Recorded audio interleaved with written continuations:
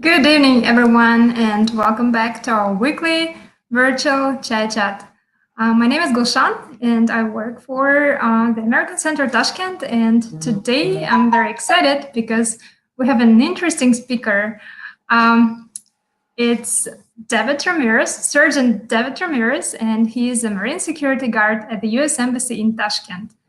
Um, David was born and raised in California, and now he serves at the embassy, at the U.S. Embassy in Tashkent. And today he will be sharing with us some information about the U.S. Marine Corps birthday. Hi, David, and thanks so much for joining us today. Hi there, it's my pleasure, and I'm happy to be here. Just like she said, I'm David Ramirez. I'm a sergeant in the United States Marine Corps, and my topic today is going to be about the Marine Corps birthday and the Marine Corps ball. I actually have a question for everyone who's watching. Do you guys know when the Marine Corps birthday is and why we have a Marine Corps ball? Yeah, please put your answers in the comments box, and we'll be happy to read them out after David's presentation.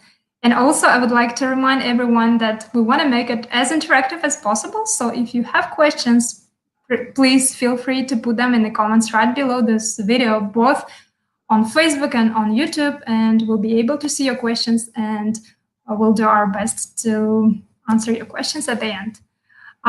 David, take it away. Since I don't see any comments, I'll just go ahead and go on. So the Marine Corps birthday was actually before on November 10th, but prior to that, it was actually July 11th. Because originally we started as Marines born and raised in Tun Tavern on November 10th, 1775, as Continental Marines. But later on, we were actually discontinued because they didn't want us towards the end of the Revolutionary War.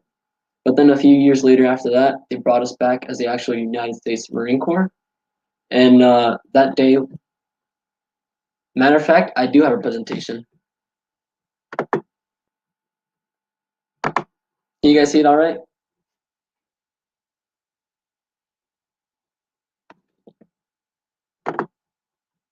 Okay, sweet, it is gone. And a nice little presentation with our little blood stripe in the background.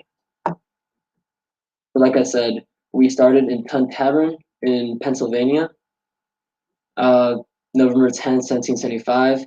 The Second Continental Congress established us as the Continental Marines, and they raised two full battalions of Marines under the first Commandant of the Marine Corps. The Commandant is pretty much the officer in charge of all of us, and it was Captain Samuel Nicholas, who at that time was promoted to Major. And right here at the bottom left, I got a nice little picture of what the Continental Marines look like and what uniform they had on. Then over here at the top right, I have a nice little historic sign of Tun Tavern, saying where it previously was and the birthplace of the Marines. I'm gonna be checking back and forth from the presentation to here just to make sure if you guys are putting any comments. That way I don't miss you guys.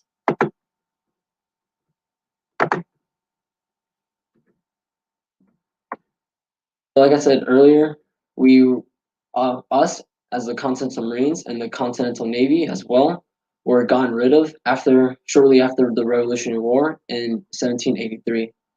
But 16 years later, in 1793, on July 11th, they reestablished us as the actual Marine Corps, signed by President John Adams.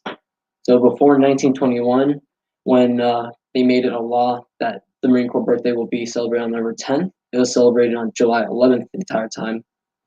But one of the historians within the Marine Corps looked back to the tradition and said, hey, we actually started November 10th back in 1775. We should be celebrating this original date as our birthday. So the commandant at that time, uh, John A. Lejeune, some people say Lejeune, tomato, tomato, he published an order saying that every year the birthday will be celebrated on November 10th, and every year after that, that message of his on the top left right here will be repeated on.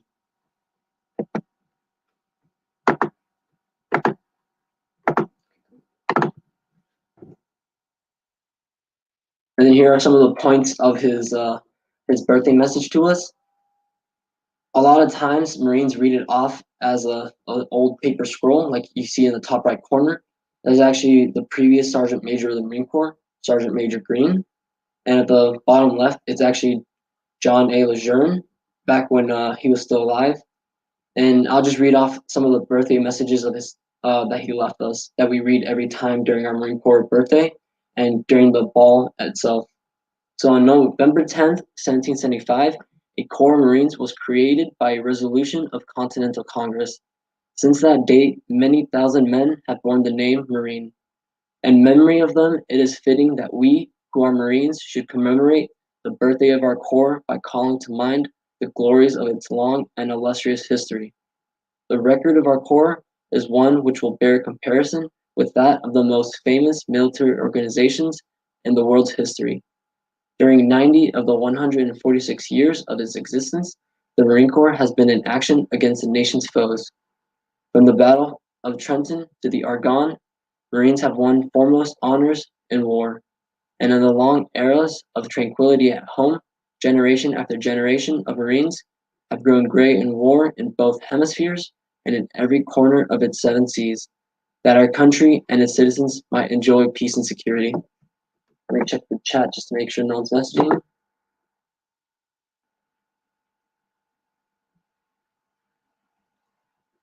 Okay, continue on. So there's another example of a Marine using a scroll to read it off.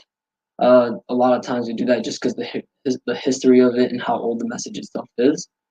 So to continue on, in every battle and skirmish since the birth of our Corps, Marines have acquitted themselves with the greatest distinction, winning new honors on each occasion until the term Marine has come to signify all that is highest in military efficiency and soldierly virtue. This high name of distinction and soldierly repute we, who are Marines, today have received from those who preceded us in the Corps. With it, we have also received from them the eternal spirit which has animated our Corps from generation to generation and has been the distinguishing mark of every age. So long as that spirit continues to flourish, Marines will be found equal to every emergency in the future as they have been in the past. And the men of our nation will regard us as worthy successors to the long line of illustrious men who have served as soldiers of the sea since the founding of our Corps. Let me check the messages. Okay, nothing yet. So that was from the birthday message that we celebrate every year from the 13th Commandant of the Marine Corps, John A. Lejeune. So one of the aspects of our Marine Corps birthday is that we have a cake cutting ceremony. It's actually in our drill and ceremonial manual as a mandatory thing that we have to do every birthday. So during trying times like in COVID or people out in the field, if they can't do some of the bigger things like a unit run, a uniform pageant, a military ball, stuff like that, at the bare most, they will have a cake cutting ceremony. So the cake cutting, it'll have its own cake detail, as you can see on both the top right and the bottom left. There are Marines that are going to escort it. And at the bottom right is that's actually a picture of mine during a field birthday we had. So we didn't have a military ball, we didn't have a unit run, we just had the cake cutting ceremony. And at the bottom right of the picture itself, you can see the little K-bar that we use to cut it, just because we are a band of warriors. So that's a throwback to that. And at that time, I was actually the youngest Marine for that event. So that's something that's probably gonna be the first and last time for me, but I'm definitely gonna remember it forever. So on here, following on with the cake cutting ceremony, we use either our NCO sword or our officer's sword to cut the cake, whichever we have readily available at that time. Just because, like I said, we are a band of warriors and we have to remember where we came from and what we are. The first slice is always given to the guest of honor, or if there is no guest of honor present, the oldest Marine. The oldest Marine will then take a bite and then pass it down to the youngest Marine, and that is symbolizing the experiences and the traditions from that older generation and how he's passing it down to the next generation. So the top left and the top right, you can see two different cake cutting ceremonies happening, both with an NCO sword, and in the top right, it's an NCO sword. In the top left, it is actually the 244th birthday, which recently passed this month, and they're cutting it with a Mamluk sword, so an officer's sword. Then at the bottom right, you can see a cake with the NCO sword present. Okay, no messages. At any time, if you guys have any questions or want me to clarify something, please post it in the comments. I am looking after every slide in the comments just in case, so I don't miss you guys. So another aspect of the Marine Corps that is optional are unit runs. Because we are Marines, we love to exercise and we love to show our motivation and pretty much get it. In all four pictures, you can see different Marines are running. Some of these are from the 245th birthday from different units like 2nd Marine Division or 2nd Marine Air Wing. Others are from our previous pictures from previous years, such as the 238th birthday picture, as you can see in the top right. The birthday runs are pretty fun, pretty easy for most people. Some do have trouble with it, but we are Marines, we get used to it. We'll go on past, we'll run a good amount of miles. Some units will even run a total of however many years the birthday is. So an example would be 245th for this year. Some units, like in the 1st Marine Air Wing, they would do a whole 24 hours. They had to run 245 miles altogether. So they have Marines running around our flight line, and they would have a nice little counter saying what mile they're at. And you can see it throughout the day as it progresses from like 1 to 100 to 200. And then finally, when they hit 245 or whatever birthday year that is.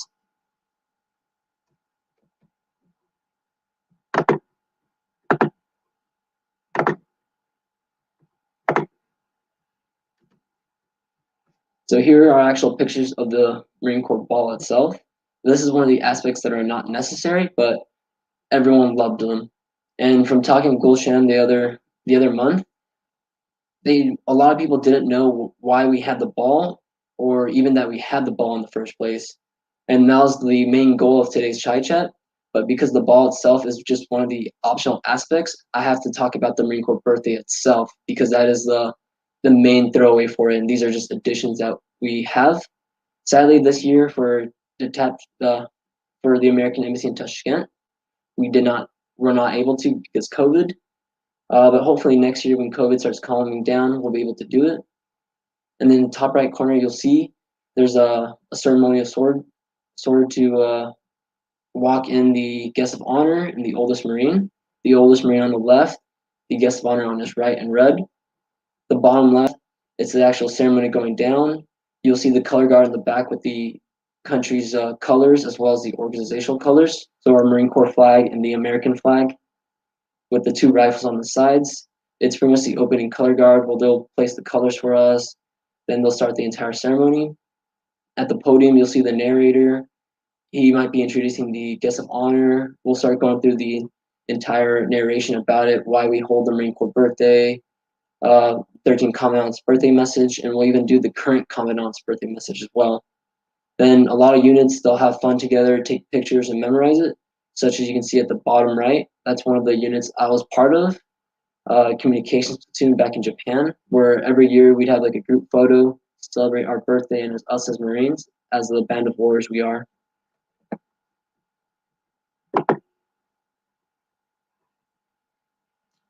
So I have questions this time. So one of the questions I have is, can a non-US citizen serve in the military? So the answer to that question is yes. Non-US citizens can and have served in the military. During boot camp, I had plenty of them that were not American citizens. And during the process of boot camp, you actually can earn naturalization through that. So I had some underneath me during boot camp and while I was in the fleet that had gone through that process. And after they finished boot camp, they were naturalized as American citizens. Does that answer your question, guys?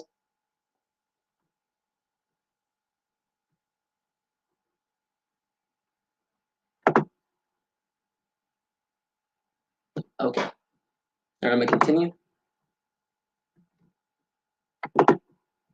What did I do?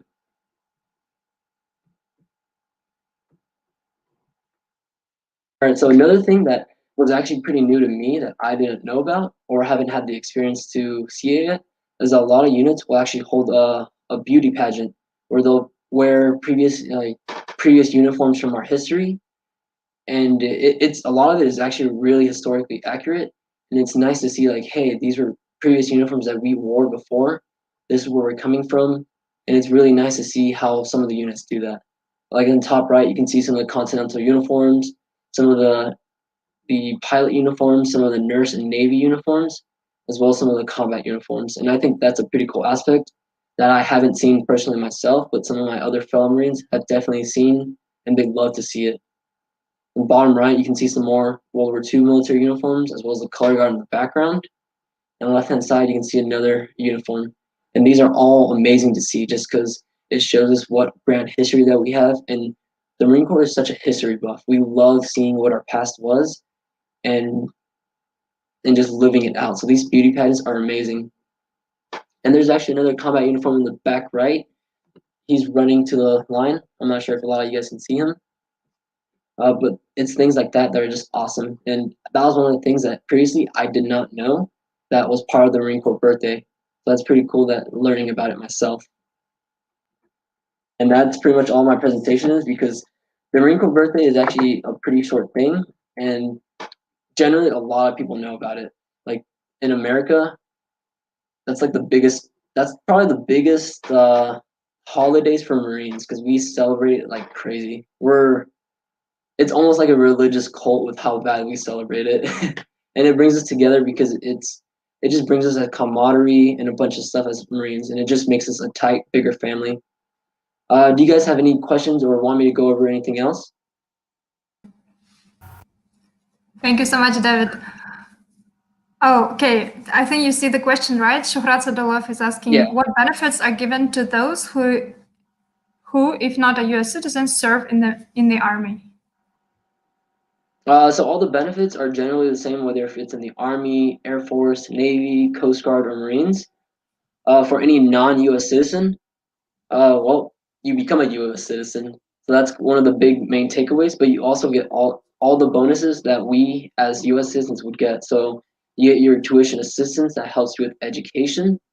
I'm actually using it myself to get a bachelor's degree in computer networks and cybersecurity. I'm only a third of the way there, but thanks to tuition assistance, they're helping me pay for it, and that's less money I'm spending, and as well, it's a contribution for me being in for 4 years. Other benefits you get are you get your full medical and health benefits that we all get. Uh, a lot of these benefits are the same whether you're a non-U.S. citizen or a U.S. citizen if you're serving, just because you are fulfilling a grand duty to your country. So of course they're going to give you the same benefits as us. But some of the benefits we get are medical, of course, health coverage, tuition assistance, financial assistance, legal assistance on every base, not just Marine Corps base, but any armed forces service base. There are financial advisors that will help you. There's education advisors as well as an education center that will help you go through any pathway you want. So if you want to study under this, they'll help you get into the right college or university, as well as help plan out your path. Thanks to them, I know exactly what classes I need to take and what college I'm working with to go through it. If I didn't have any of these advisors, I probably would not have done college, but because all the things available to me like tuition assistance and these advisors, it's hard not to. Like it's so available, and we all recommend that you do that. And some other benefits for serving in any of the branches are just the history. Like if uh if you just work for like any company, okay, but if you tell them like, hey, I served in the armed forces, you immediately get that respect because they know you served for at least 4 years, you held this position of seniority, or you were in charge of other people. And a lot of businesses do look into that because you're already managing assets as well as people. So you know how it gives you a little dive into the businesses and other stuff that they look for on the trying to hire. Are there any more questions for me? It can. Yeah. Just one more question, David, to you. You mentioned that during the ceremony there is a guest of honor. Who is a guest of honor, and who can become a guest of honor at the Marine Ball? So the guest of honor is usually the person at the ball who holds the most seniority. So in our case, during our cake cutting ceremony at the American Embassy in Tashkent. It was the American ambassador to the Uzbekistan. So Ambassador Daniel Rosenblum, he was the guest of honor, and the guest of honor is someone that we as Marines, we invite them to join us. Like in our case, our youngest Marine was actually Corporal Joseph Paulino, and our oldest Marine was Lieutenant Colonel Daniel Prendergast from the DAO section. And it was a pleasure having him to join us because a lot of times, especially out here when it's only 6 or 7 or 8 of us Marines, having another Marine who's had his own experiences bring that to us, that is always wonderful. Another question I see is, hi, sir, I'm working as a security officer in one of the international organizations. So can we cooperate and learn Marine Corps experience? Of course. At any time, what kind of a Marine Corps experience would you like to learn about us? It can be about anything. Let's see what Ulrich answers, and then we probably will continue this conversation, right? Okay. In the meantime, I can take any additional questions. It doesn't have to be just about the Marine Corps. Yeah, since Shuhrat Sadulaev was asking, he mentioned serve in the army. I just wanted to ask you to tell us, because it's a little bit, it's different. Army, Marine Corps, Air Force is different in the United States, right? Yeah. Can you just briefly tell us how different they are and why you are not an army? Funny story about that. I actually was gonna join the army at first, but I met the Marine Corps recruiter and he had me sit down and talk with him, and I was pretty much sold. My oldest brother is actually in the army, so that's a nice little difference between us. So in the past, Air Force used to just handle the air, Army the land, Navy the sea, and the Marine Corps was kind of their special group. If they needed something done, they would send us. But now in current times, a lot of the branches have the same jobs and they cover the same aspects. So everyone has like infantry, everyone has some kind of security, maintenance. We all have planes, we all have boats. So a lot of our jobs are expanding to cover each other, and that helps a lot because because of that, instead of one sole branch holding like being in charge of the sea, but instead having 2 or 3 branches, we overlap, and that provides us with joint missions and communication. So that helps us being able to essentially just flawlessly join up with each other and continue missions, which was a problem in the past before. But the difference now between the branches, there really isn't a branch as much of a branch difference now. The Air Force still holds off the majority of the sky. Navy still the majority of the sea. Army has a lot more people and they focus on land, but they all hold off. They all go into each other's fields as well. And the Marine Corps, of course, we still don't have anything, but we're still the best fighting force possible. So we're America's first response team.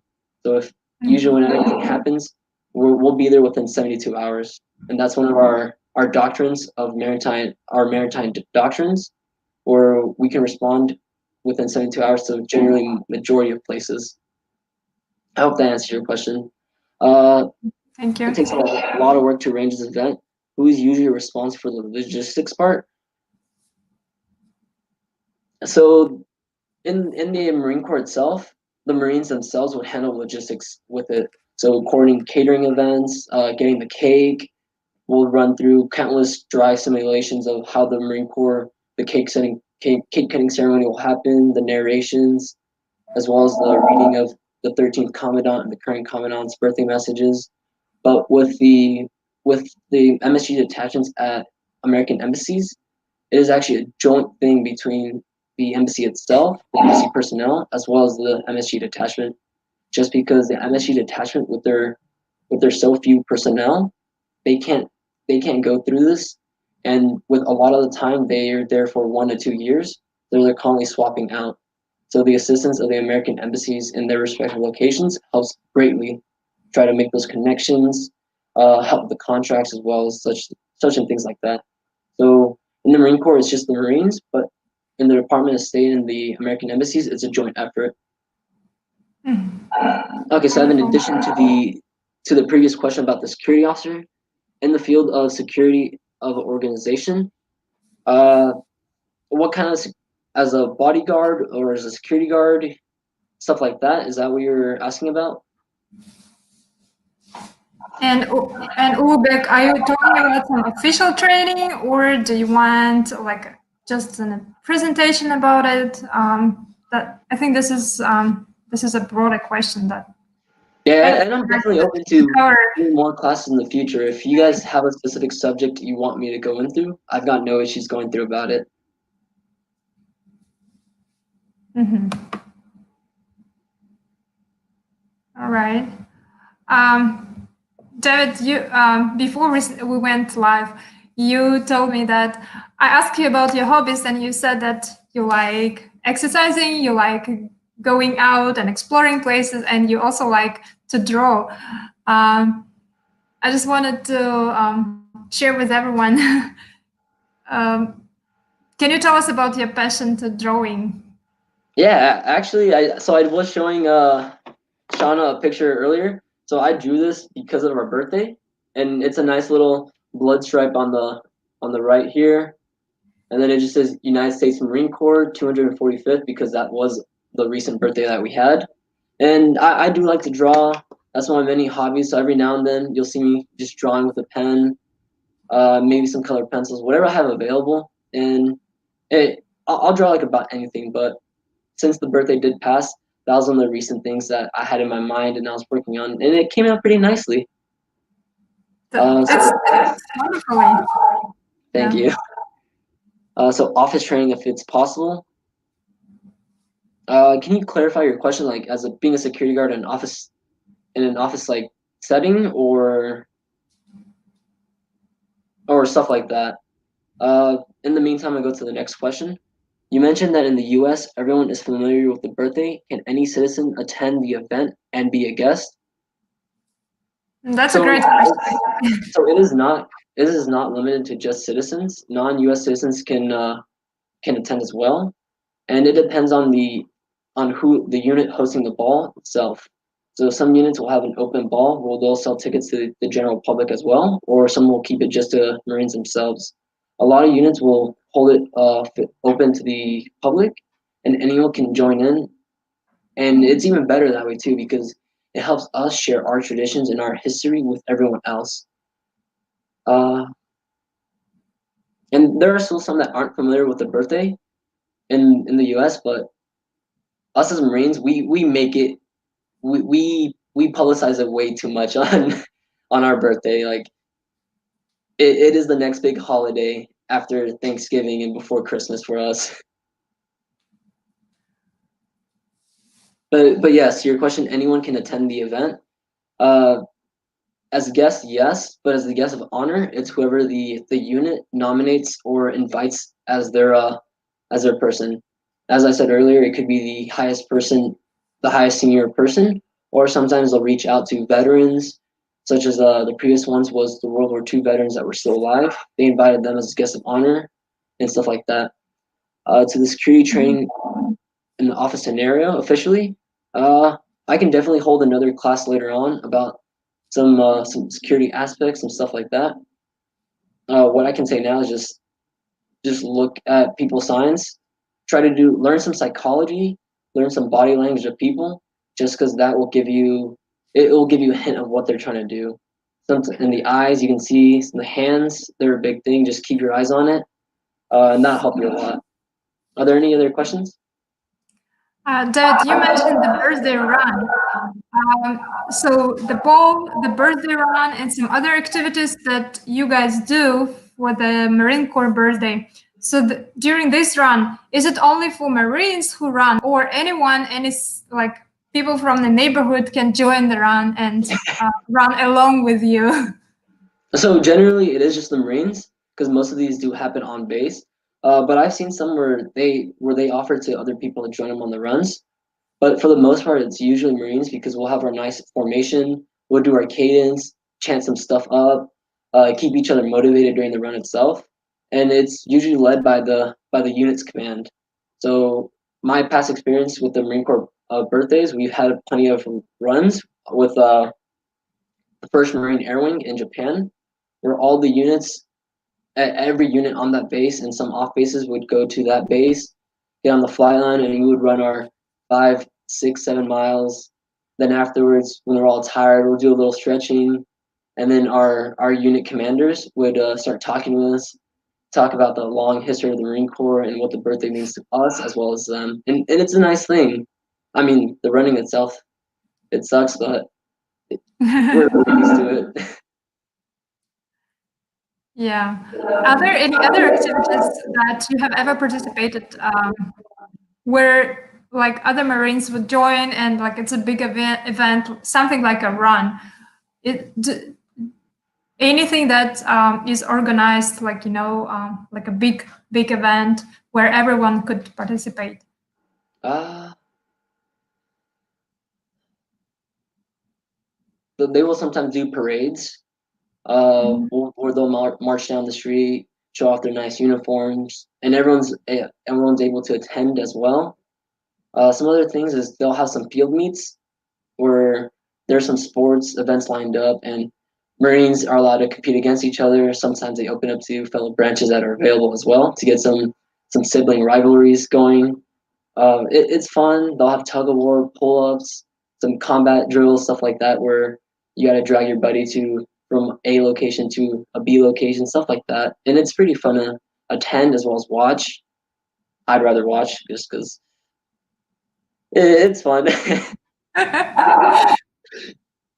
But there are plenty of events with the Marine Corps that are pretty nice to see. Like I said earlier, for the cake cutting ceremony, my first one in the Marine Corps, I was actually the youngest Marine. That's definitely going to be the first and last time that's ever going to happen. Hopefully, there's another chance, but I really doubt that. Uh, just because we always have new Marines joining all the time. But that's something I'm always going to remember. Back then, our gunny, the oldest Marine at that time, in the field, cutting it with a K-bar, taking a bite and handing it to me. I thought that was really cool, and that's something I'm going to remember for my entire life and treasure it.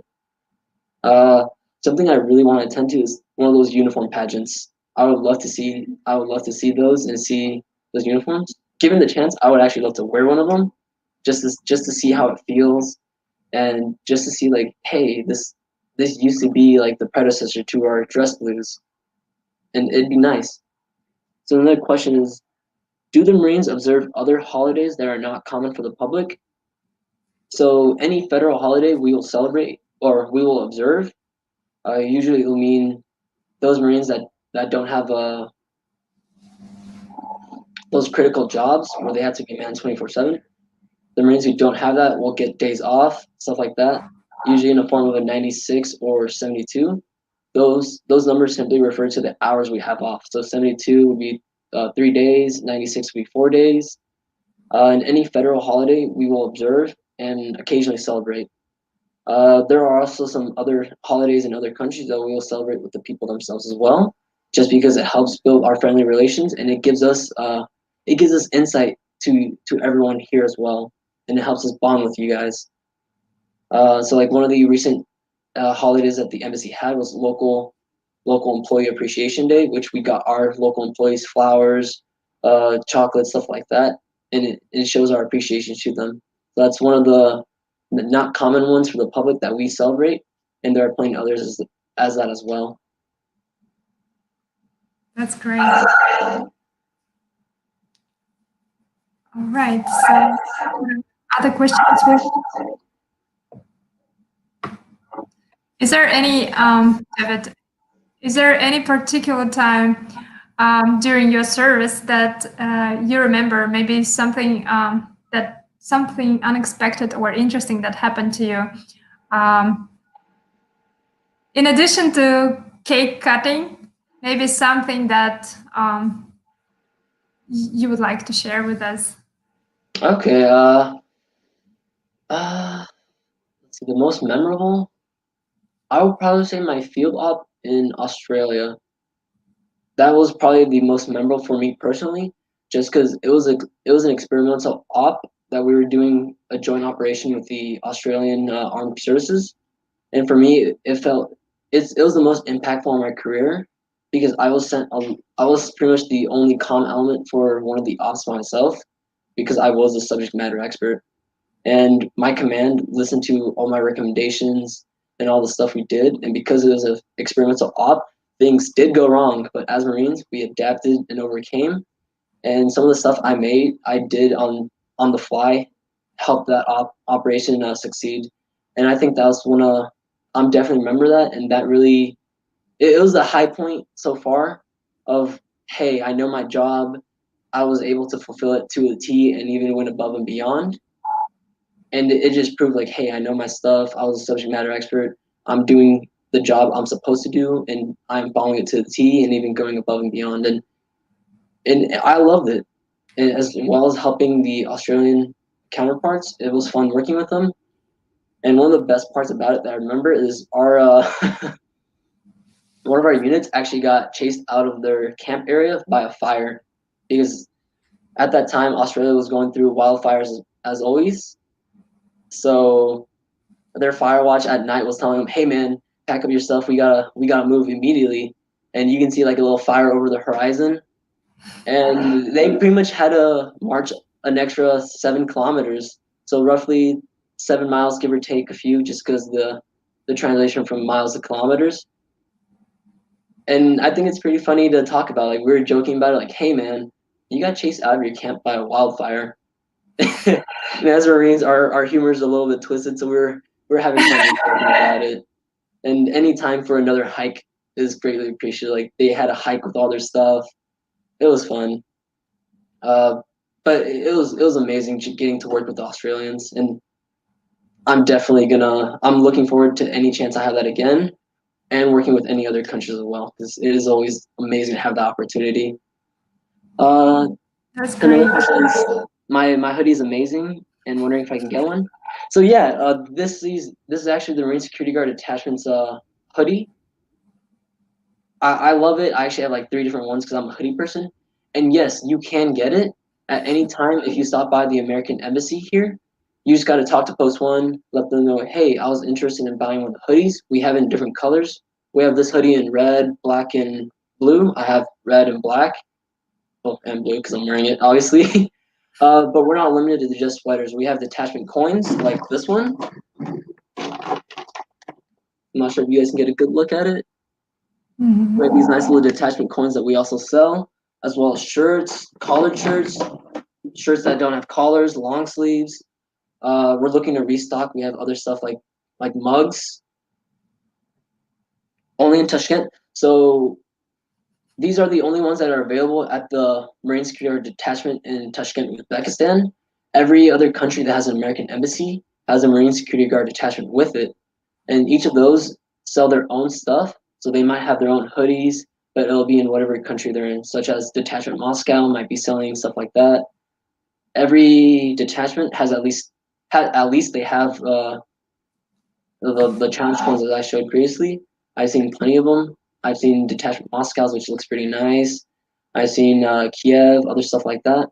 So it's pretty much just asking Post One uh, what they have available to them, and they love selling their stuff because it helps giving them funding for future events like going snowboarding or helping towards the ball or even Christmas, stuff like that.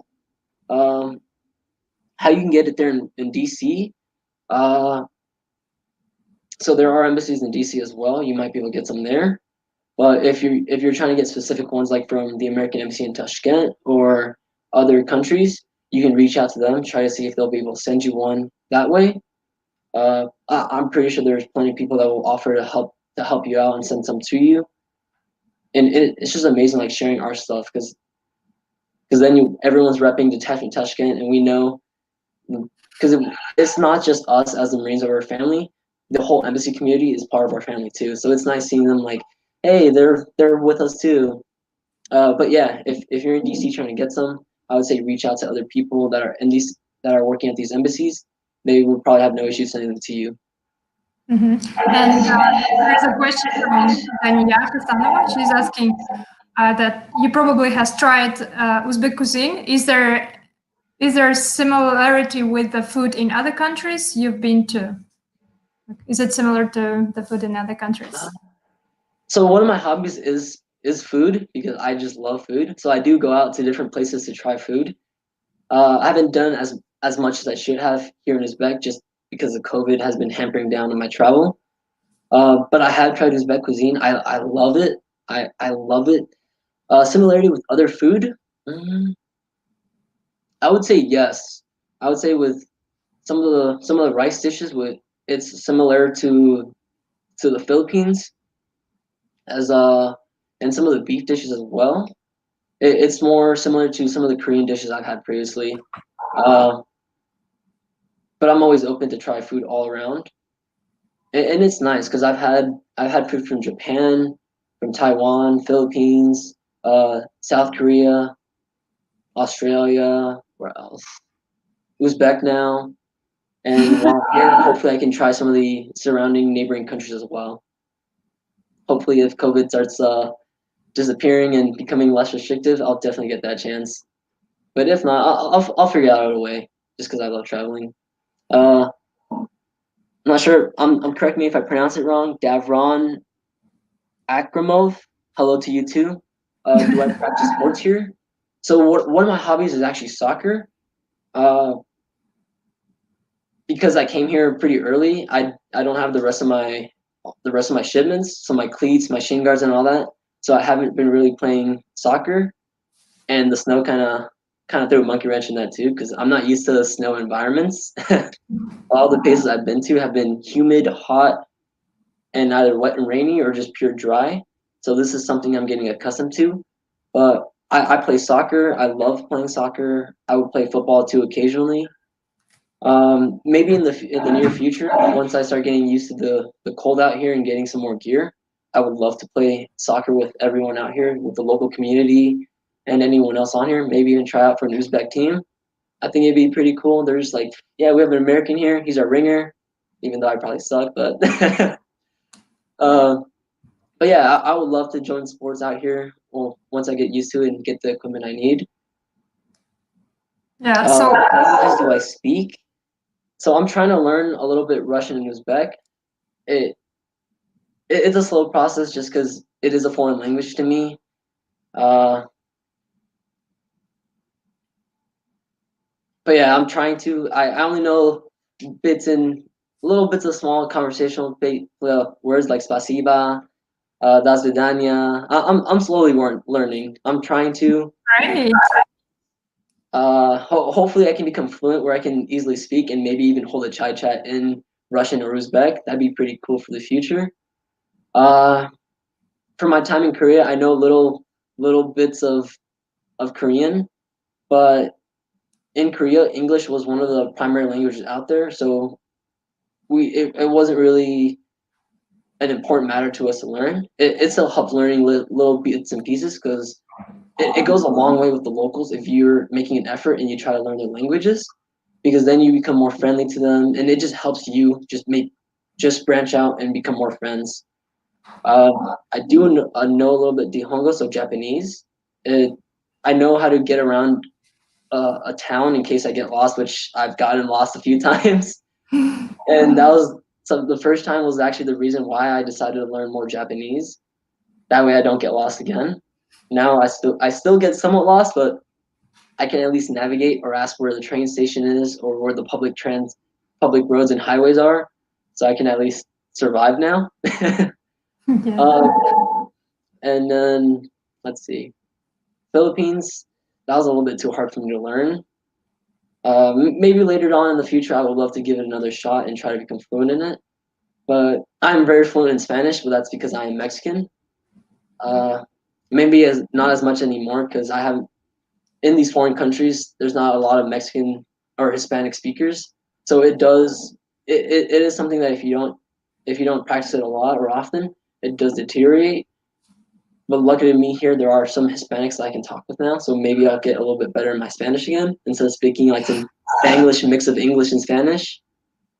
But those are all the languages I'm speaking, and I would love to be fluent in Russian and Uzbek, just because that I'm out here for a good amount of time, and I would love to converse with everyone. It would be nice and helpful. Yeah. Um, Talking about the languages, do you guys, as Marines, have some specific words or slang that you use in between yourself? And are there any words I'm not talking about the bad words, but maybe some specific words that you guys use or use it in a different meaning, not like regular people. And if you could share with us some of them. Yeah, so there are plenty, like I would say marinisms, I guess. There are plenty of words that just Marines say to themselves that have variety of meanings, like especially the ones that aren't bad words. Like one of the main ones that a lot of Marines could probably relate to would be kill. It could be simply as not as actually killing something or someone, but like, hey, I understood what you said, kill. Or hey, Oh, nice, kill. Or give them one, kill. We have like so many meanings for that. It's like there's like 20 plus counting meanings that we use for it. Some of the other stuff are like kind of some of the military lingo that we'll say like, "Hey, Roger," or "Copy," stuff like that that we'll occasionally say to each other. Uh, but there's like a lot of different small things that as Marines that we'll say to each other, uh, like full send, stuff like that. Or just like, "Hey, fully commit to whatever you're doing," stuff like that. And it's pretty cool that yeah, the Marines have that, but other branches probably have that as well. And it's cool. Like we have our own culture within our branch. that's great. My Facebook page. Oh, if I can share mine. Yeah, I've got no issues. If you actually look on the chai chats, you usually see me. You can usually find mine on there because I like to follow it, especially with some of the people that host it. Like one of my favorite ones in the past was Brian Tyers with cybersecurity, just because that is something I'm trying to work towards on my bachelor's. But yeah, if you look in the notifications on who likes it and stuff, you'll definitely see me on there. And if you would like to, you can add me at any time. I've got no issues with it. You can even help use me to practice your languages if you're learning English, or you can help me learn Uzbek and Russian. What skills the U.S. Marines require for new recruits? Uh, so there aren't any skills required for new recruits because in boot camp we break them down to nothing and we train them up and we build them up and we train them. So we lay that solid foundation that they'll go on. But some of the skills that they're learning in boot camp will be basic medical training. So how to properly apply a tourniquet, how to bandage someone, stuff like that in case it happens in combat or just in general scenarios. So like if you're in the public and something bad happens, you can easily respond yourself and help treat that person and facilitate the transfer to higher echelon medical services. Other skills, physical fitness is one that we hamper on a lot. So you'll see our Marines are very physically fit, and I mean very, very physically fit. Runs a lot too, being able to carry a lot of weight and move quickly and efficiently. Working together as a team, that's a big thing as working as a team because you don't know what kind of scenario you have. You There are times when you have to rely on yourself or rely with other Marines. We train leadership a lot. That's our big thing as well. Every Marine is a leader. Doesn't matter if you're like the lowest person on the totem pole or the highest. You have those leadership expectancies of you. Some other stuff is your courage, your honor. Those are big things that we hamper a lot in boot camp. Uh, but generally, we instill a lot of skills in our Marines. And after boot camp, you go to your secondary school where they'll train you to, well, boot camp, and then you'll go to your combat school. Well, they'll train you in either ITB or MCT, which is just Marine combat training. They'll train you how to be a basic Marine because for most and foremost, that is your primary job. Then from there, you go to your next school where they're teaching whatever job you are. So like mine, I'm in communications. I've been trained working with computers, networks, radios, stuff like that. And those skills vary to each Marine. Like we have some that are financial specialists, some that are machinists, some are that are admin, stuff like that. Wondering about the resume of Marines. I actually hear people in the hallway, so I might be able to snag a special guest, which might be I don't know which Marine it would be, but I'll try to see if I can get one in a few. Wondering about resume of Marines. What is the hardest requirement for you? Uh, so our resume builds pretty easily. Like just like I said with my college, with just my military training alone, it gave me 49, 49, I think 41 of the 120 credits that were required for my bachelor's. So just the military training on itself got me a third of the way there. Uh, I just saw that comment. I'll get to it in a few. Um, yeah, but everything you do adds up to your resume. Like being a Marine yourself adds on to the resume. Then anything you do, all the foreign relations you build with other countries and that you work with, that also goes into it. Then as well as your job. For me, my hardest requirement was actually probably boot camp. So boot camp itself, the mental and physical part was pretty easy for me because I did a police program before joining, so that kind of trained me to that. But the hardest part for me was the swim qualification because we are Marines, we are soldiers of the sea, so at one point we do have to qualify swimming. And as me living in the desert before joining the Marine Corps, I've never been near a pool, I've never tried swimming, so I did not know how to swim, and honestly, I still kind of don't know how to swim. But they teach you there, and the hardest part was getting past that fear of I'm about to jump in this pool with my gear. They gave me like a crash course on how to swim. I'm a little bit nervous. I don't want to drown. That was the hardest part for me. And even then, I still don't know how to swim good, but I can swim good enough to survive. um, so one of the comments that I laughed at earlier, which was pretty fun, is "Am I Superman?" I am not Superman. If you shoot at me, I'm probably gonna get hurt, but I'll wear some armor to protect me. Uh, but Marines, in general, I would say Marines are probably the closest things to Superman we have, aside from like special forces and all that. Just because how we train and how we play, where we try to be the best at what we can do, and that's one of the big things about the Marines that you hear all the time. They get a lot of jobs done with the lowest amount of equipment and time needed. So you can give us like the least amount of equipment, we will find a way. That's why one of our biggest sayings is adapt and overcome. Because if we don't have it available, we will make it work somehow. Somehow we will make it work. We will move mountains if possible. Uh, Another question is how often do Marines need to go to boot camp? So you only need to go to boot camp once, and that is just because that builds up the foundation of what everything that follows on will build onto you. So boot camp and MCT you will only go through once. Boot camp is 13 weeks long, and then MCT is 3 weeks long.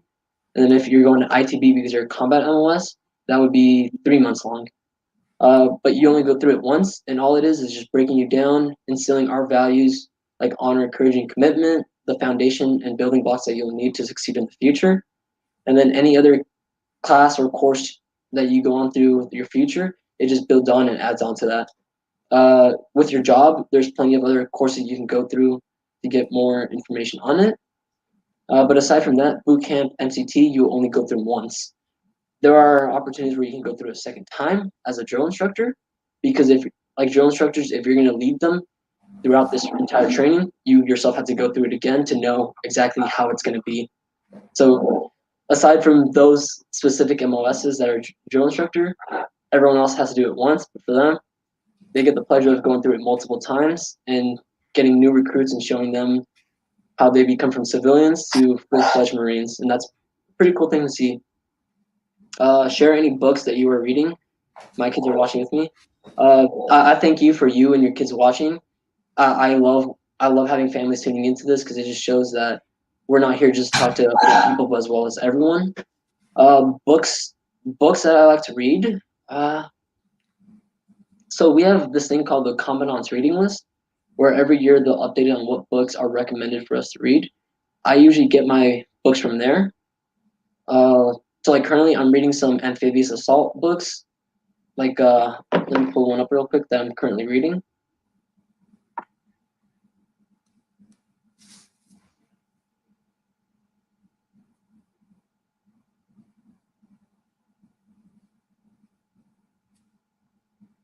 So the current book I'm reading is called Assault from the Sea: Essays on the History of Amphibious Warfare, uh, by Lieutenant Colonel Merrill L.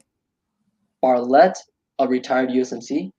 And I've just been reading more stuff about like amphibious assaults, the Pacific, stuff like that, just because in our day and age, that is what the Marine Corps is currently shifting towards to, a more fluid and centered towards the Pacific, like China, Korea, stuff like that. And I think it's nice because it gives you more insight. And as much as we talk about all the time, we learn from our mistakes in the past. So reading about these previous books on how amphibious assaults were, or how the Marine Corps' amphibious doctrine is, it helps prepare me for the future, and it gives me more insight. But just books in general, any book that helps you improve is great. Like one that our detachment commander and one of our sergeants recommends all the time are Rich Dad and Poor Dad, which talks about financing and stuff like that. It's a really good book. I would recommend it for anyone as well. It did change my outlook on personal finance a little bit, and it's nice to see something like that.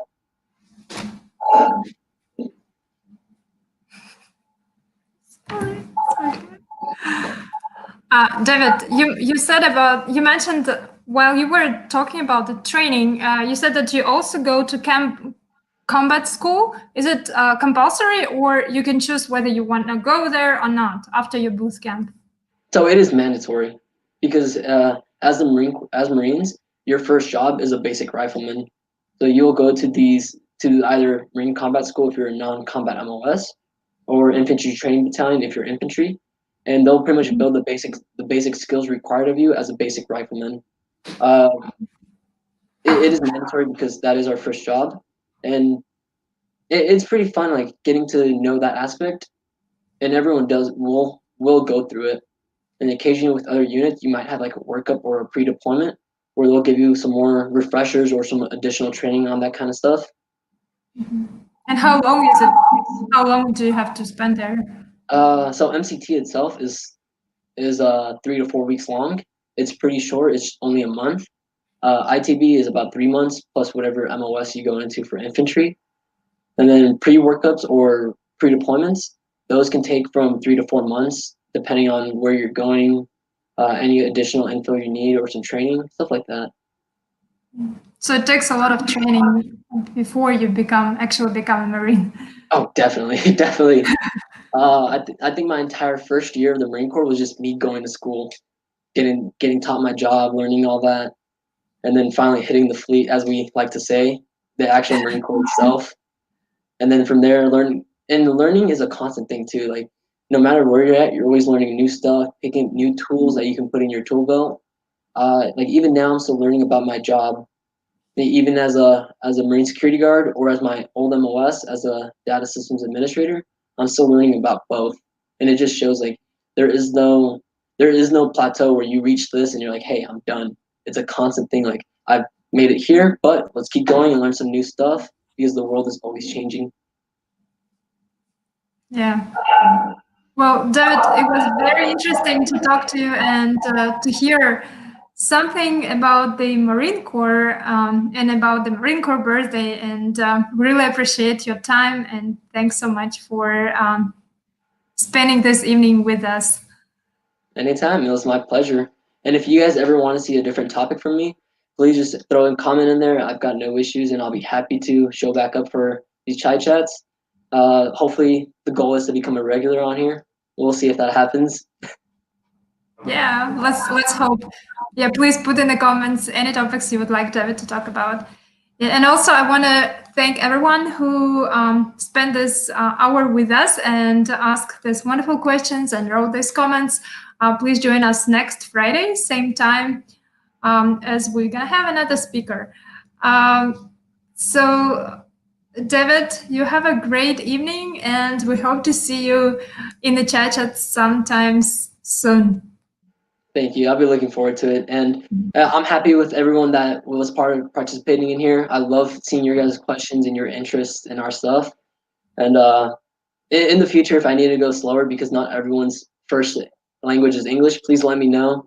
I've got no issues going a little bit slower. And I just love your guys' participation in these things. Thank you.